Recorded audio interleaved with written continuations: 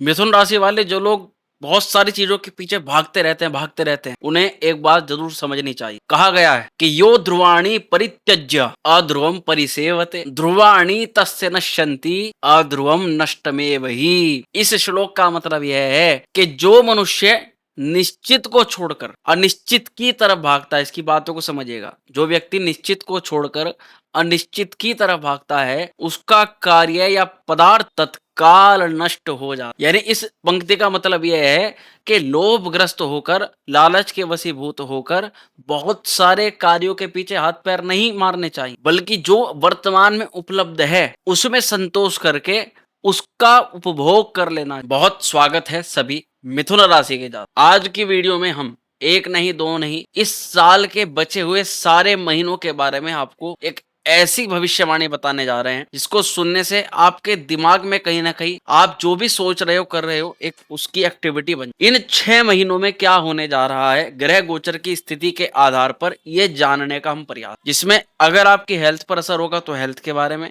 प्रेम जीवन पे तो उसके बारे में, करियर बिजनेस भाग्य सब चीजों पर विषय आपको एक जानकारी दी जाएगी। इसको आप भविष्यवाणी के रूप में ले सकते हैं, जानकारी के रूप में ले सकते हैं, ग्रह गोचर की स्थिति के बारे में इससे आपको एक अच्छा आइडिया हो जाने वाला। चलिए प्रिय मिथुन राशि के जातक, करते हैं कार्यक्रम की शुरुआत। नमस्कार, मैं हूं एस्ट्रो शिवम पंडित।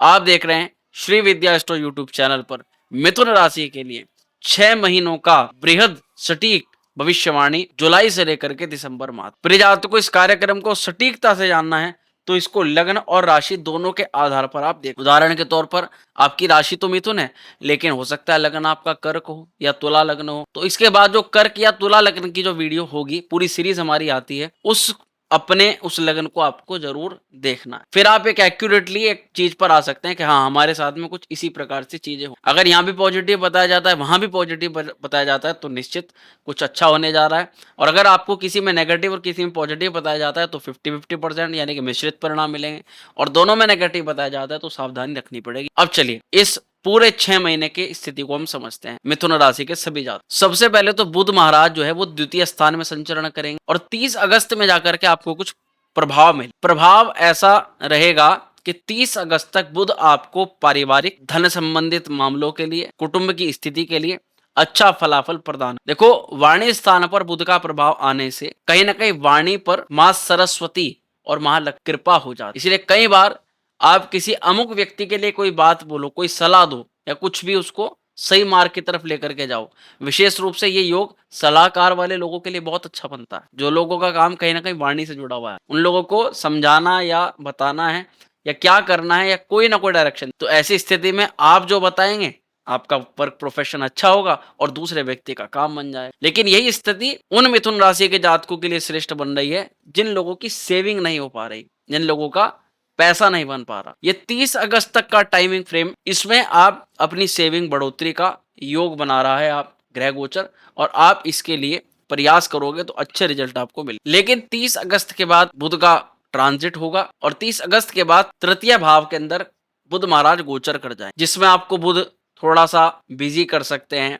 आपकी ट्रैवलिंग बढ़ेगी, आप थोड़ी थकान भी महसूस करोगे और आपकी आवाजाही ज्यादा रहेगी। जो लोग ऑनलाइन माध्यम से बिजनेस या व्यापार या कारोबार या करियर है जिनका ऑनलाइन माध्यम का, उन लोगों के लिए ये समय उपयुक्त और अच्छा होने वाला है। यानी आपकी एंगेजमेंट, आपके टास्क हैं, जो अधूरे टास्क हैं ऑनलाइन कामों, वे अच्छा फल प्रदान करेंगे। यही मीडिया से जुड़े लोगों के लिए, यहीं पर पत्रकारिता से जुड़े लोगों के लिए, किसी प्रकार की मीडिया विभाग के लिए ये समय काम में वरदान साबित। लेकिन 15 सितंबर से फिर बुध ट्रांजिट करेंगे चतुर्थ भाव के अंदर। अब ये जो समय स्थिति रहेगी, ये पैसा प्रॉपर्टी गेन के लिए, भवन भूमि वाहन की प्राप्ति के लिए एक बुध एक बहुत प्रबल राजयोग यहाँ पर बना रहे हैं, क्योंकि लग्न का मालिक सीधा केंद्र से, वो भी चतुर्थ स्थान से संपर्क बना रहा है। अब दूसरी भविष्यवाणी, इस जुलाई के महीने में 13 जुलाई को शनिदेव होने जा रहे हैं वक्री। लेकिन एक चीज और आपको बता दें कि घबराने की आवश्यकता नहीं। क्यों? क्योंकि अब आपकी राशि पर देव गुरु बृहस्पति की कृपा भी हो रही है। बृहस्पति महाराज आपकी राशि पर उदय हो चुके हैं, जो पिछला 1 महीने से अस्त थे, और बृहस्पति की अवस्था कहीं ना कहीं आपको बिगड़ने नहीं देगी या आपका किसी बड़े लेवल पर नुकसान नहीं होने देगी। क्यों? क्योंकि राशि पर बृहस्पति होने से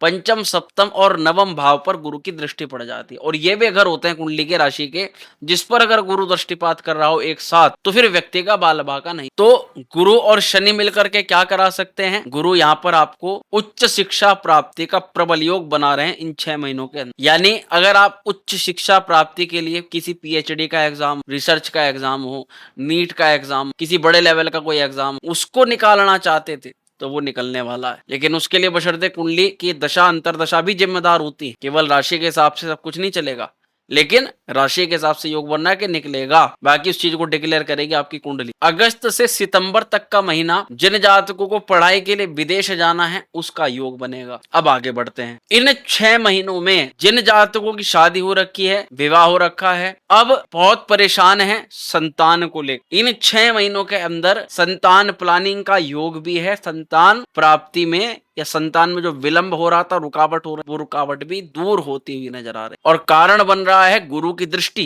पंचम भाव पर। तो मैं एक बात जरूर आपको कहूंगा कि ये गुरु महाराज जो है ना, इन 6 महीनों के अंदर आपके माध्यम से कोई पूजा पाठ, हवन यज्ञ करवा रहे हैं। लेकिन ये नॉर्मल पूजा पाठ नहीं है, ये पूजा पाठ है किसी खुशी, किसी अच्छे संकेत कि भाई अब कुछ ऐसा हो रहा है जिसमें हमें भगवान का धन्यवाद करने के लिए हम वो पूजा आयोजित करवा रहे हैं। इसीलिए या तो घर में कोई संतान उत्पन्न हो रही है, या विवाह इत्यादि हो रहा है, या आप कोई नया बिजनेस स्टार्टअप कर रहे हैं, या अपने घर का आप गृह प्रवेश करा रहे हैं। तो कोई इस प्रकार के कुछ शुभ और मांगलिक कार्य यहाँ पर होते हुए नजर आ रहे हैं गुरु की। लेकिन शनि दशम भाव में रेट्रोगेट वक्री हो जाएंगे, और शनि काम के और भाग्य के मालिक भी हैं। लेकिन अब इन 6 महीनों में काम की स्थिति में बड़ी उठापटक मचने वाली, जबरदस्त। और नवंबर तक आप ज्यादा महसूस किस प्रकार से समझिएगा। जॉब के साथ साथ आपको पारिवारिक मसलों का सामना करना पड़ेगा। इस समय फ्रेम के अंदर आप काम के साथ साथ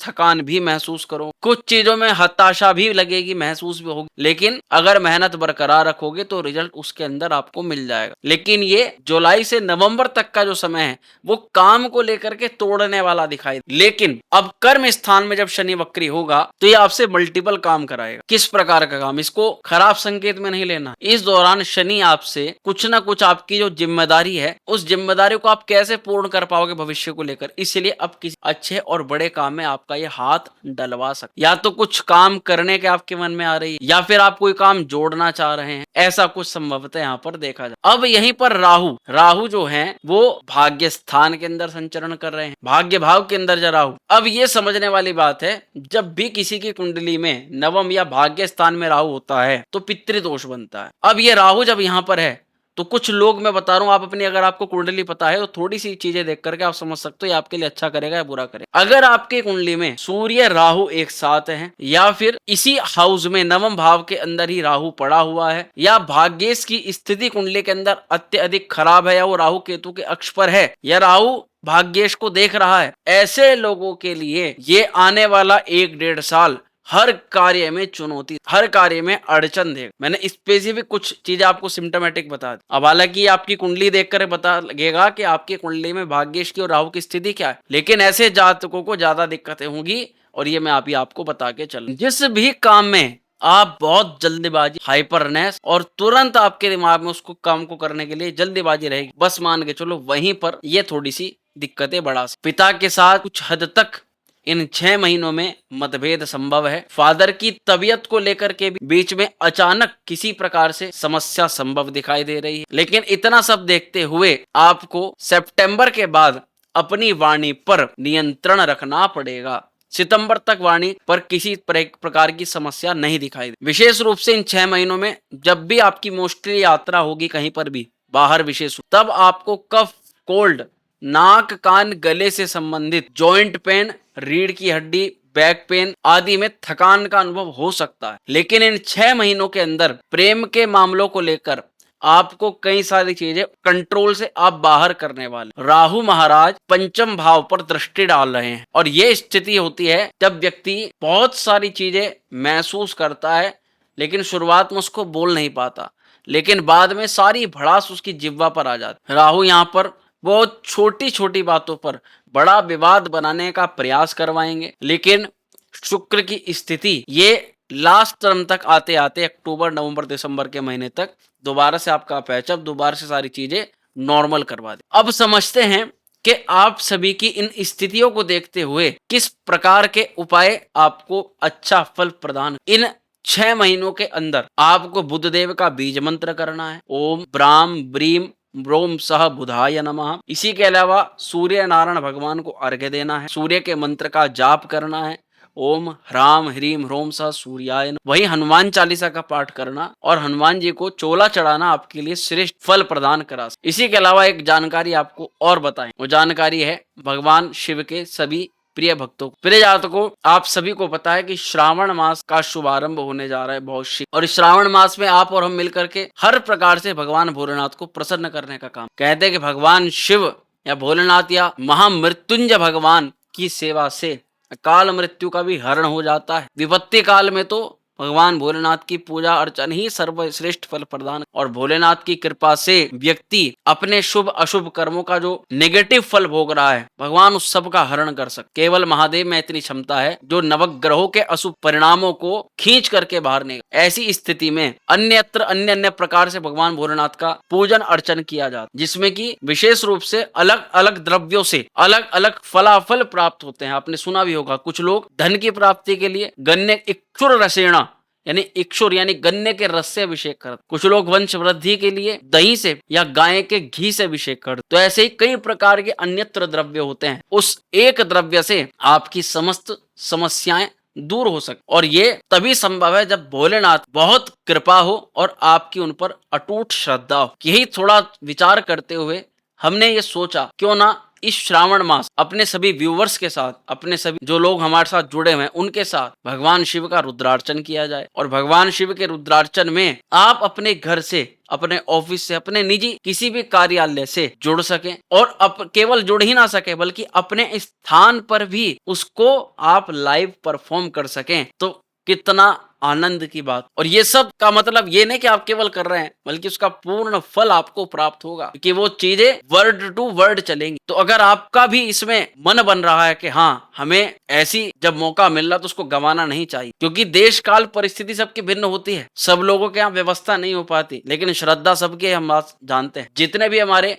मिथुन राशि के जातक हैं बहुत भक्ति श्रद्धा रहती है इनकी भगवान, श्रावण मास पर्यंत तो ये बहुत पूजन अर्चन करते। अब ऐसी अवस्था में अगर ऐसा मौका मिल रहा है तो निश्चित ही भगवान भोलेनाथ की जिस पर कृपा होगी वो ये मौका गवाएगा। अब प्रश्न आता है कि इसमें कैसे जुड़ सकते हैं, कैसे प्रतिभाग कर सकते हैं। तो मिथुन राशि के जातक इसमें प्रतिभाग करना बहुत सिंपल है। जो नंबर आपको व्हाट्सएप पर स्क्रीन पर दिया जा रहा है, इस नंबर पर आपको व्हाट्सएप पर ये लिख करके भेजना है कि हमें शिवार्चन में प्रतिभाग करना है। अब सोच रहे होंगे कि कोई बहुत भारी भरकम दक्षिणा ना दे तो मिथुन राशि के जातकों हर कोई व्यक्ति इसमें जुड़ सके, हर कोई व्यक्ति चाहे किसी की स्थिति कैसी भी हो, इस हिसाब से, क्योंकि दक्षिणा का तो प्रावधान है, बिना दक्षिणा के यज्ञ का या पूजा का फल प्राप्त नहीं, लेकिन उसमें ऐसी विशेषता के हर कोई व्यक्ति जुड़ सके और हर व्यक्ति को भगवान शिव की पूजा आराधन का फल मिल सके, ऐसी व्यवस्था करने का विचार। तो आप निश्चिंत होकर के ही दिए गए व्हाट्सएप नंबर पे शिवार्चन में प्रतिभाग करना है, ऐसा लिख करके भेजें। बाकी जैसी भोलेनाथ की इच्छा कृपा होगी, हम केवल विचार सकते हैं और भोलेनाथ के आशीर्वाद से वो विचार